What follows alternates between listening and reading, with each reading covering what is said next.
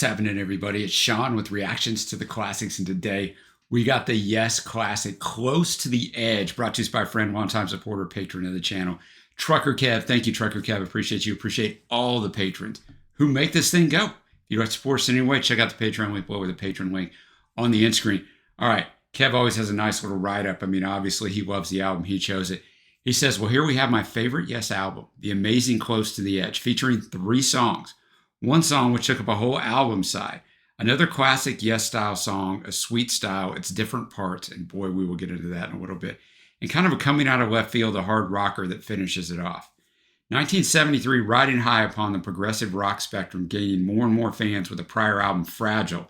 Yes would continue on with the long songs going even longer, but not sacrificing the production, a tedious process.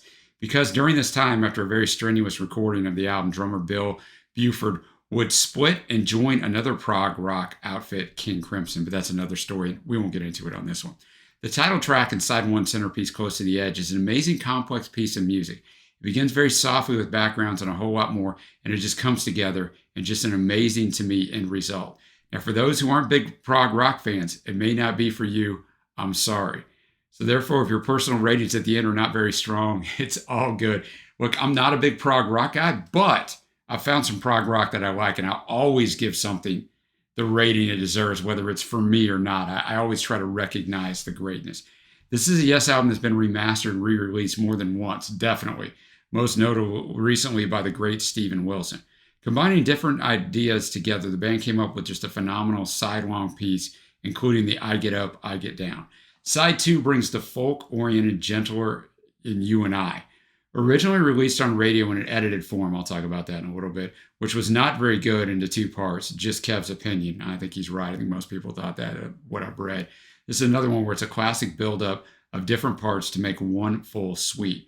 The final track, the rocking Siberian Khatru, began as a John Anderson acoustic piece that the group basically all came together yet again and pieced their own bits and editing and a whole lot more into one fantastic hard rocking track. Well, there's only 3 songs. There are no favorites or honorable mentions. It's a fantastic album to me. To this day is my favorite Yes album out of their whole discography. I'll give his grade for it at the end. You're not getting it yet. All right, my quick facts. I did a ton of research on this album. I'll make them quick for you, but there's a lot out there. 5th studio album, released in September 72 by Atlantic Records, and their last album in the 1970s to feature their original drummer, Bill Buford, just as Kev mentioned. After scoring a commercial and critical hit with Fragile and touring the album, Yes regrouped to prepare material for a follow-up, ideas for which had been put down some months before. Buford found the album particularly laborious to make, which culminated in his decision to quit the band after it was recorded to join King Crimson. This album became the band's greatest commercial success at the time of release, which number 4 in the UK, number 3 in the US, their highest charting album ever in the US. A 2-part edit of You and I was released in the US, which reached number 42 on the Billboard Hot 100. In 2020, it ranked 445 on Rolling Stone's list of the 500 greatest albums of all time. By 72, Yes had settled with a lineup of lead vocalist John Anderson, bassist Chris Squire, drummer Bill Buford, guitarist Steve Howe, and keyboardist Rick Wakeman. So when they were on tour for Fragile, they had the great hit Roundabout, which Trey and I did a song reaction to years ago. They came in the studio during some different times during that tour and then after a rest period and tried to lay this thing down. They didn't have it all done, so they figured out a lot of it in the studio, and that's why you have some of the stuff. And Kev kind of alluded to on the title track, but that's kind of why it kind of has the length that it has. Now, their producer and their engineer in here, Eddie Offord, he had worked with Yes since Time and a Word and mixed their live sound on the Fragile tour. So he ends up being the audio engineer and producer on this, sharing his production duties with the band. But here's what he did. He said, having worked on the band's live sound, he wished to recreate in the studio the high feeling the band had on nights when they performed well in concert. To attempt this, he got their road crew to construct a large stage in the studio for the band to perform on. I've never heard of this before. I'm sure it's happened, but I've never come across this in research. He noted that Buford's drums resonated with the wooden platform and made the band sound more alive. Buford found Close to the Edge particularly difficult to write and record with the rest of the band, calling the process torturous and like, quote, climbing Mount Everest. He became frustrated with the band's happy diatonic music and favored more jazz-oriented improvisational compositions. It became an issue with the group's way of composing and recording as each section of a track was played through and discussed section by section. He said every instrument was up for democratic election, and everybody had to run an election campaign on every issue. It was horrible, it was incredibly unpleasant, and unbelievably hard work. So Bill was not a fan of this process, and like I said, he ends up leaving but going to King Crimson. So Pitchfork, who I actually hold in high accord, give this a 9.0 out of 10. Well, you see it up right there. We're going to Close to the Edge, the title track. As Kev said, took up a whole album side, over 18 minutes long. It's in 4 parts, right? It's in 4 different suites. It was written by Anderson and Howe, both of whom share lyrical credits. Its 18-minute length marked the longest track Yes had recorded at the time. Anderson gained initial inspiration from a moment in his hotel room during the Fragile tour when he was reading, of course, The Great Lord of the Rings by J.R.R. Tolkien, while listening to Symphonies No. 6 and 7 by Jean Sibelius, one of his favorite composers. Anderson was inspired to base its theme and lyrics on Siddhartha from 1922 by German novelist Hermann Hesse, and revised the song's lyrics 3 or 4 times, saying it's all metaphors. The lyrics for the concluding verse were based on a dream he once had about the passing on from this world to another, yet feeling so fantastic about it that death never frightened me ever since.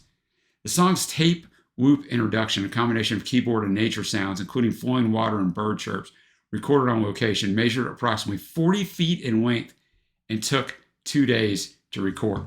So we're going to go through this entire 18-minute suite. Then I'll dissect it a little bit and let you know what's going on. All right, so if you've never joined us before, the music will not be in this video, but it will be at a Vimeo link below. Follow along with us on this one. I'll have the lyrics up as always, but really, it's just a vibe, man, on this. The lyrics are way secondary, man. It's all about the musicianship and vibe. Thanks again, Trucker Kev. All right, Close to the Edge. I'm not going to bore you with a lot of analysis here. It was really good, right? It did not feel like an 18-minute song because of the 4 suites that it's broke into. I'm going to have some notes here, but it starts off with that environmental sound, which John Anderson actually is the one that recorded those. It starts that way and ends that way. So a nice bookend to the song to make it come together as one cohesive piece. The lyrics don't come in until about 4 minutes, kind of vibes you up. For the first 2 minutes are a little different. Then we get into the kind of arrangement that we're going to have for a little while.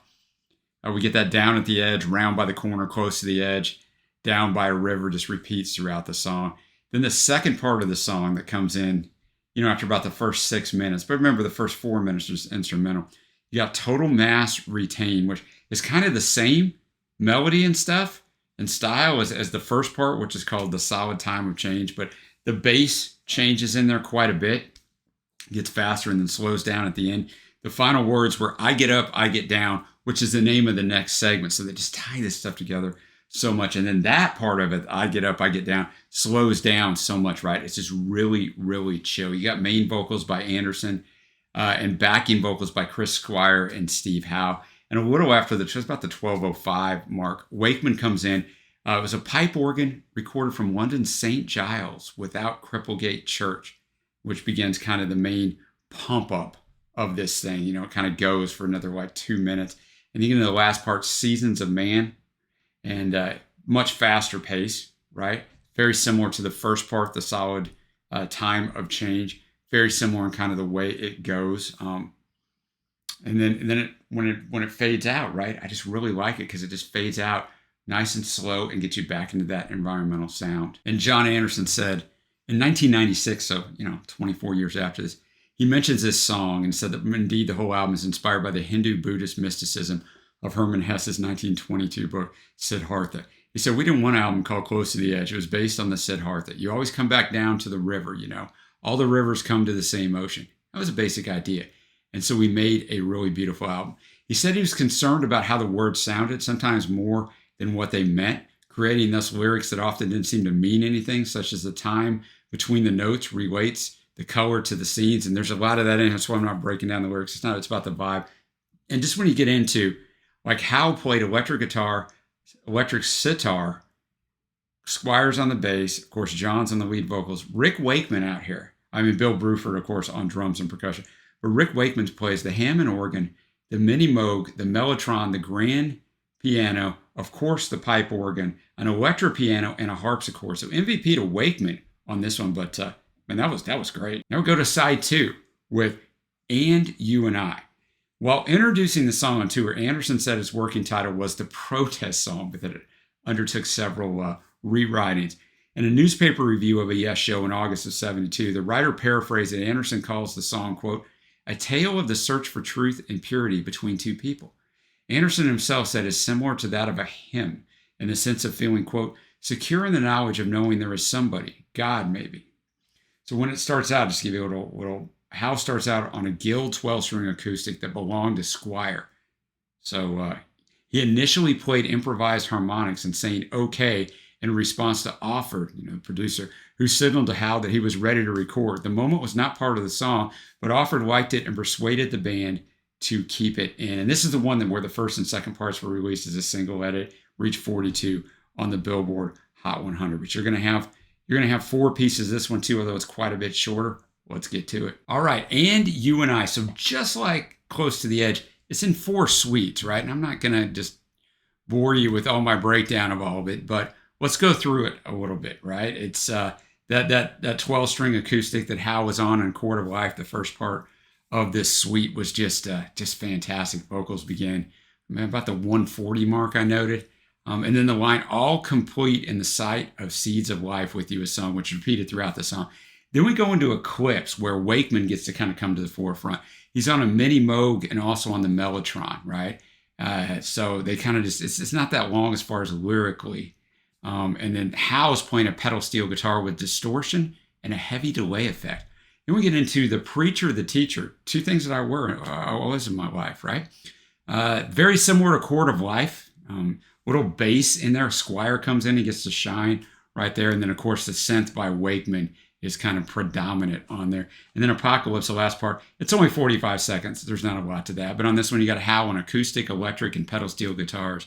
Squire, of course, on bass, John on lead, Wakeman again on Mellotron, Mini Moog, and Hammond organ, and Bill Bruford on drums. So Wakeman's carrying the musical load. All right, now we'll be on our last track, Siberian Khatru, I think is how you say that. It's a more straightforward rock song developed from an idea that Anderson had on an acoustic guitar. He did not have the entire track worked out, so the rest of the group took the sections he needed help with and discussed what riffs best suited it, as it lacked one strong enough to carry the song. John said this. He said, Khatru means as you wish in the Yemeni dialect of Arabic. When we were working on it, I kept singing the word over and over again, even though I had no idea what it meant. I asked somebody to look it up for me, and when they told me the meaning, it worked for the song. The lyrics discuss, he said, quote, unity among different cultures. So if he's going to sing the song, we'll find out if I'm pronouncing it right. All right, Siberian Khatru. They said, Chris Squire, you haven't done enough bass on these other 2 songs. Here you go. Great bass work. I mean, they do not say the words. And I mean, John might have been singing it over and over, but it's not in here. But Wakeman again, Hammond, electric piano, harpsichord, Mellotron, and of course the Mini Moog. The dude is unbelievable. So really good song, obviously more rocking, and it's actually my least favorite song of the 3. If you would have told me going in the more rocking song would be my least favorite song, I would have told you were crazy. But not that I disliked it by any means. All right, now usually we go to my favorite tracks. That seems kind of silly with 3 songs, but I guess if you made me pick one, I would say Close to the Edge. But like I said, it's kind of silly to pick them on 3. That's why Kev didn't do it. So I should probably follow his lead. But if you want to know, then yeah, that's what I have. So Kev gives this a very high 9.25. Now I told you coming in this, I'm not a big prog rock fan. I'm still not a big prog rock fan. I'm not going to go listen to this album on my own, but that's no shade to it. But I'll tell you what, I listen to a lot of music, all kinds of music, everything on this channel. And I know greatness when I hear it. And if you're into prog rock, this is greatness. So for me on first listen, this is going to be at a 9.0. And I would listen to it again. I'm saying I probably won't on my own. But this is, when you talk about prog rock, this is way, way up there. So 9.0, which if you watch these all the time, for me a 9.0 on a first listen is unbelievably high. So thank you to Kev for bringing this one to me, broadened my horizons a little bit. It's a little hole in my musical knowledge, this album in particular, because it's so well acclaimed. Let me know what you think of this album down below. You don't got to tell me your favorite tracks, because look, there's 3 of them, but you can if you want to. What else should I check out from Yes? I know some of their other stuff. And until next time, guys, I will see you.